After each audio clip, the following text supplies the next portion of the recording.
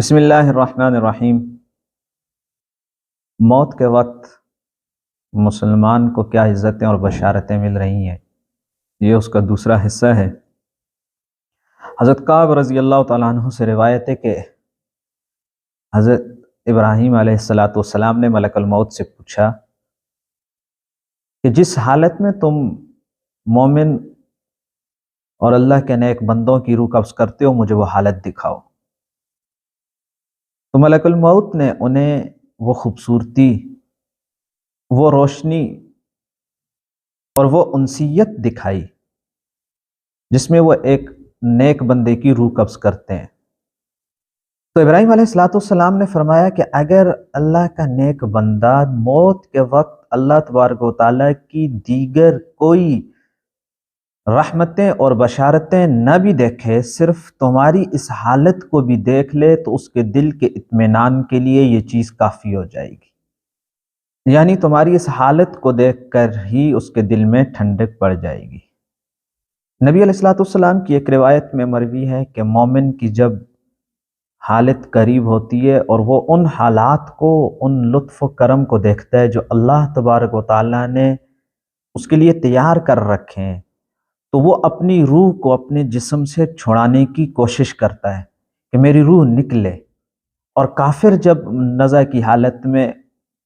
اس عذاب کو دیکھتا ہے جو اللہ تبارک و تعالیٰ نے اس کے لیے تیار کر رکھا ہے، تو پھر وہ اپنی روح کو سمیٹنے کی کوشش کرتا ہے، روکنے کی کوشش کرتا ہے کہ اس کی روح جسم میں رہے۔ اور مومن جو کوشش کر رہا ہوتا ہے، جو اس کے بسا اوقات دنیا میں اس کے چہرے کے آثار سے بھی لگ رہا ہوتا ہے، تو نبی علیہ السلام کی اس حدیث کی روشنی میں یہ معلوم ہوتا ہے کہ وہ اس دنیا سے نکلنے کے لیے اپنی روح کو اس جسم سے نکالنے کے لیے حرص کی بنیاد پر وہ کوشش کر رہا ہوتا ہے کہ جلد از جلد وہ اللہ تبارک و تعالیٰ سے جا کر ملے۔ طبرانی شریف میں ایک روایت مروی ہے، اس طویل روایت کے آخر میں یہ ملتا ہے کہ جب مومن اور اللہ کا نیک بندہ، اس کی روح اعلیٰ علیین میں اس کا نام لکھ لیا جاتا ہے اور اس کی قبر کو پھر کشادہ کر دیا جاتا ہے، اور جب مومن کی قبر کشادہ ہو جاتی ہے تو جنت سے لایا ہوا ریشم اس کی قبر میں بچھایا جاتا ہے۔ اس کے بعد اگر وہ مومن قرآن کریم پڑھا ہوا ہے تو اس کی قبر میں نور ہی نور ہوتا ہے اور وہ منور ہو جاتی ہے، قرآن کریم اس کی قبر کو منور کر دیتا ہے۔ اور اگر وہ مومن قرآن کریم نہیں پڑھا ہوا تو پھر اس کی قبر میں سورج کی طرح روشنی ہو جاتی ہے، اور دونوں صورتوں میں پھر اس کے لیے جنت کا ایک دروازہ کھول دیا جاتا ہے جہاں سے وہ اپنے مقام کو دیکھتا ہے، صبح و شام وہ اپنے مقام کو دیکھتا ہے اور اپنے دل کو ٹھنڈ پہنچاتا ہے، یعنی صبح شام وہ اپنے مقام کو جنت میں دیکھتا ہے اور اس سے اسے تسلی ملتی ہے۔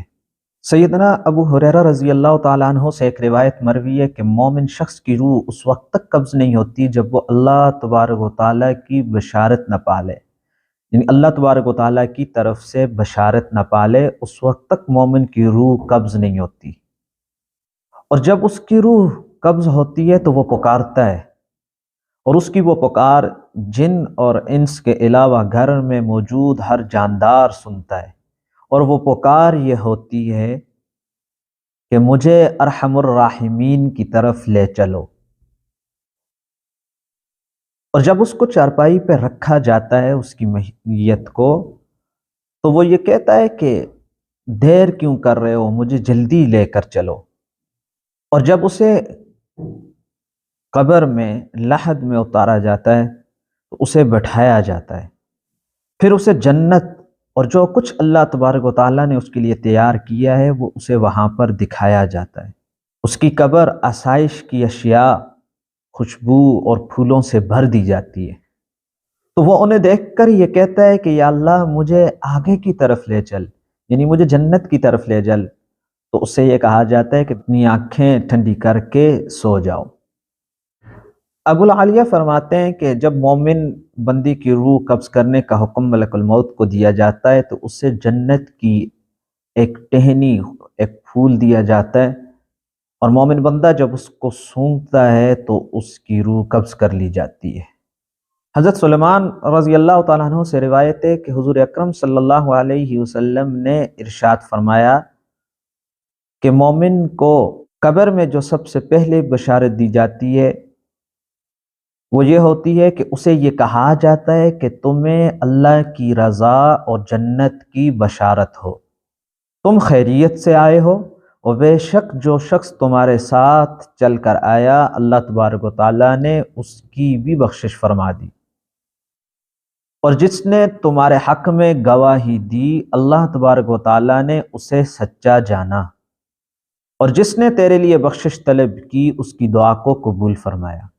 اس روایت سے اور دیگر کئی روایات میں یہ بات ملتی ہے کہ مومن اور مسلمان کے نماز جنازہ میں جو لوگ مومن مسلمان کے حق میں اچھی گواہی دیتے ہیں تو اللہ تبارک و تعالیٰ ان مومنین اور ان مسلمانوں کی گواہی کو قبول فرماتے ہیں۔ یعنی اچھی گواہی کا مطلب یہ ہے کہ لوگ یہ کہتے ہیں یہ بڑا نیک تھا، اب وہ جیسا بھی ہو اللہ تبارک و تعالیٰ ان مومن اور مسلمانوں کی گواہی کو قبول فرماتے ہیں۔ اس لیے جو مسلمان اس دنیا سے رخصت ہو جائے تو اس کا تذکرہ خیر کرنا چاہیے اور اس کے حق میں اچھی گواہی دینی چاہیے۔ قرآن کریم کی ایک آیت میں مروی ہے اللہ تخافوا ولا تحزنوا، اس کی تفسیر میں حضرت مجاہد فرماتے ہیں کہ یہ اللہ تبارک و تعالیٰ نے ایک بندوں سے جو یہ کہہ رہے ہیں اللہ تخافوا ولا تحزنوا، یہ موت کے وقت کے بارے میں ہے کہ وہ موت کے وقت اور آخرت کے بارے میں نہ خوفزدہ ہوں اور نہ غم کھائیں۔ حضرت زید بن اسلم فرماتے ہیں کہ مومن کا وقت جب قریب ہوتا ہے تو فرشتے اس کے پاس آتے ہیں اور آ کر اسے یہ کہتے ہیں جس چیز سے تم گزرنے والے ہو اس کے بارے میں غم نہ کرو، اس کے بارے میں پریشان مت ہو۔ ان کا یہ کہنا ایسا ہوتا ہے کہ جس شخص کی روح قبض ہو رہی ہوتی ہے اس سے سارا غم ختم ہو جاتا ہے اور اس کی ساری پریشانی ختم ہو جاتی ہے، اور اس سے یہ بھی کہتے ہیں کہ دنیا میں جو تمہارے اہل و عیال رہ چکے ہیں ان کے بارے میں زیادہ فکر مند مت ہو، بلکہ تمہارے لیے تو جنت کی بشارت ہے۔ تو وہ یہ باتیں سن کے اس کا غم بالکل ختم ہو جاتا ہے اور اس کی روح اس حال میں نکلتی ہے کہ اس کا دل ٹھنڈا ہو جاتا ہے اور وہ مطمئن ہوتا ہے۔ بلکہ موت کے وقت کے بارے میں حضرت عبداللہ بن عباس رضی اللہ تعالیٰ عنہ سے مرفوعاً یہ روایت مروی ہے کہ نبی اکرم صلی اللہ علیہ وسلم نے یہ ارشاد فرمایا کہ میری امت کے وہ گناہگار لوگ جن پر جہنم بھی واجب ہو چکی ہوتی ہے، اللہ تبارک و تعالیٰ جب ان کی روح قبض کرنے کا حکم فرماتے ہیں تو یہ کہتے ہیں کہ جا کر اسے پہلے جنت کی خوشخبری دو، یعنی اسے یہ خوشخبری دو کہ تم نے جانا جنت میں ہے، ہاں البتہ اتنے گناہوں کی یہ جو سزا ہے وہ اتنی سزا ہے، اس کے بعد تم یہ سزا سہنے کے بعد تم جنت میں جاؤ گے، یعنی اتنی سزا تمہیں ہوگی لیکن بالآخر تم اللہ تبارک و تعالیٰ کو ارحم الراحمین پاؤ گے۔ اس روایت سے یہ بات معلوم ہوتی ہے کہ وہ گناہگار شخص جس پر ہر حالت میں جہنم بھی واجب ہو چکی ہوتی ہے، موت کے وقت اسے ایک خوشخبری جنت کی دی جاتی ہے تاکہ وہ جو موت کے وقت کی جو پریشانی اور جو غم ہے اس میں اسے تسلی ہو۔ تو مومن کے بارے میں تو عام طور پر یہ ذہن رکھنا چاہیے کہ مومن اور مسلمان ان کے بارے میں حسن ظن رکھنا چاہیے کہ اللہ تبارک و تعالیٰ کے ساتھ ان کا معاملہ اللہ تبارک و تعالیٰ کے لطف و کرم والا ہے، اور وہ جو سختیاں یا جو پریشانیاں جو ان کو نظر آ رہی ہوتی ہیں ان میں بھی اللہ تبارک و تعالیٰ نے ان کے لیے اجر رکھا ہوتا ہے۔ اگر موت کے وقت بھی وہ کسی تکلیف میں ہیں تو اس تکلیف سے ان کی پچھلے یا تو گناہ معاف ہو جاتے ہیں یا ان کے درجات بلند ہو جاتے ہیں، لیکن دونوں حالتوں میں موت کے وقت مسلمان کے لیے بڑی تسلی کا سامان ہے کہ مسلمان پر موت کے وقت میں، موت کے اوقات میں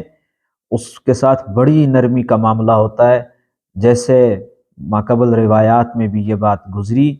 کہ مومن کو اس وقت تک اس کی روح نہیں نکلتی جب تک اسے بشارت نہ دی جائے، اور وہ ان حالات کو دیکھ کر جو اللہ تبارک و تعالیٰ اس کے ساتھ کر رہے ہیں، جو اللہ تبارک و تعالیٰ نے اس کے لیے تیار کر رکھے ہیں، ان لطف و کرم کو دیکھ کر اپنی روح کو نکالنے کی کوشش کرتا ہے جسم سے، اور وہ اس غم اور پریشانی کی جگہ سے جلد از جلد جانے کی کوشش کرتا ہے۔ اور یہ جن روایات میں آتا ہے کہ مومن کی روح جب نکل جاتی ہے تو ایک فرشتے کے ہاتھ میں ہوتی ہے، وہ دیکھتا ہے کہ لوگ جب اس کو چارپائی پہ ڈالتے ہیں اور اس نے اللہ تبارک و تعالیٰ کے لطف و کرم کا کچھ مشاہدہ کیا ہوتا ہے، تو وہ یہ کہتا ہے کہ یہ لوگ جلدی کیوں نہیں کر رہے، یہ دیر کیوں کر رہے ہیں۔ تو ان ساری روایات سے یہ بات معلوم ہوتی ہے کہ یہ جو وقت ہوتا ہے یہ بڑا تسلی کا وقت ہوتا ہے، اور اس میں ہمیشہ اللہ تبارک و تعالیٰ سے حسن ظن قائم رکھنا چاہیے۔ السلام علیکم ورحمۃ اللہ وبرکاتہ۔